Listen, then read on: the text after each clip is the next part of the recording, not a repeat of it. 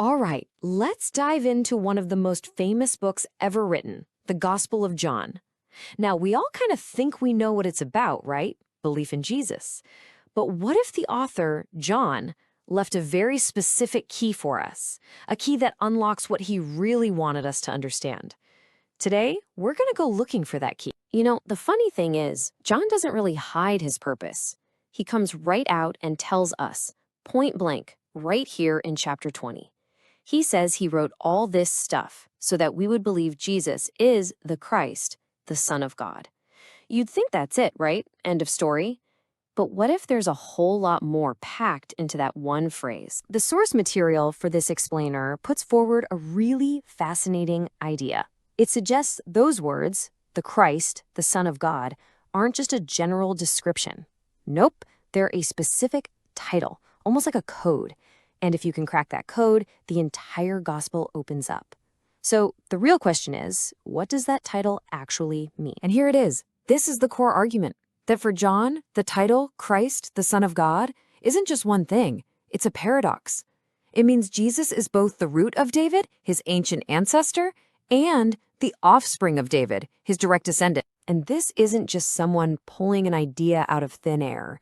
You got to remember, John wrote this gospel, but he also wrote the book of Revelation. And over in Revelation, he has Jesus say it himself, in his own words, I am the root and the offspring of David. The idea is anchored right there in the text from the very same author. Okay, so this is where your brain might start to hurt a little bit. It just doesn't make logical sense, does it?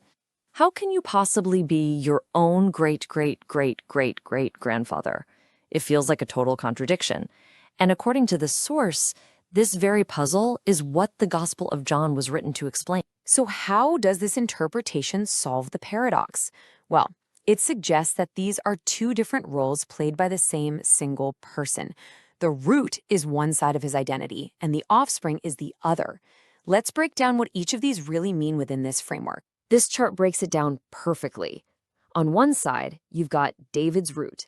That's identified as the creator God of the Old Testament, Yahweh, the everlasting Father, the one who exists as pure spirit. But then, on the other side, you have David's offspring. That's the human son in the New Testament, born in the flesh. So it's this incredible duality, the eternal divine God and the finite human man, all wrapped up in one person. So, when John uses that title, Christ, the argument is that he means something much more specific than just the anointed one. He's using it as a shorthand, a technical term, for the one person who embodies this whole crazy paradox, someone who is both God the Father and the human Son. And this leads us to the most radical part of this interpretation, which really challenges more traditional views. It suggests there aren't two separate, co-eternal divine persons. Instead, it argues that the single being we know as the Father took on a new role by becoming human. He became the Son. So it's one person with two completely distinct roles. Okay, so that's the theory. That's the key. But does the key actually fit the lock? Let's test it out. We're going to go all the way back to the very first verse of the Gospel and see how this framework changes the way we read it. You know this verse. It's maybe one of the most famous, most debated verses in the entire Bible. The common reading usually sees two distinct persons here. The Word is the Son, and God is the Father. And they're together from the very beginning. But the source we're looking at flips this on its head. It argues that the Word, the Logos, isn't a separate person from God at all. It's God's own mind, his thought, his reason. I mean, think about it. Are your thoughts a separate person from you? Of course not. They're part of you. In the same way, this view says the Word isn't separate from God. So when the verse says the Word was God, it's emphasizing that they are one and the same single being. And that brings us right back to our main idea. If the Word just is God, then the Word is the Creator God from the book of Genesis. And in this framework, we're exploring who is that? That's David's root. It all connects. And here's the pivot. This is the big twist in the story, according to this interpretation. It's this very same being, the Creator, the Word, the root, who a little later in John chapter 1 becomes flesh. He becomes a human being.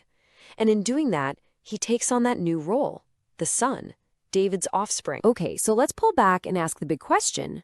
Why? Why does any of this matter?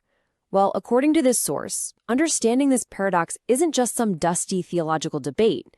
It's the entire reason John put pen to paper. It all boils down to this. The goal of John's gospel isn't just to get you to believe in a general sense. It's to get you to believe something incredibly specific, that Jesus is the eternal creator God, the root, who chose to become a mortal human being, the offspring. To truly believe, in this view, means you accept that whole mind-bending paradox in one person. And that specific belief is what John says gives you life in his name. So if you take away just one thing from this entire interpretation, what is it? It's the number one. Not 2 or 3 co-equal persons in a Godhead. Just one.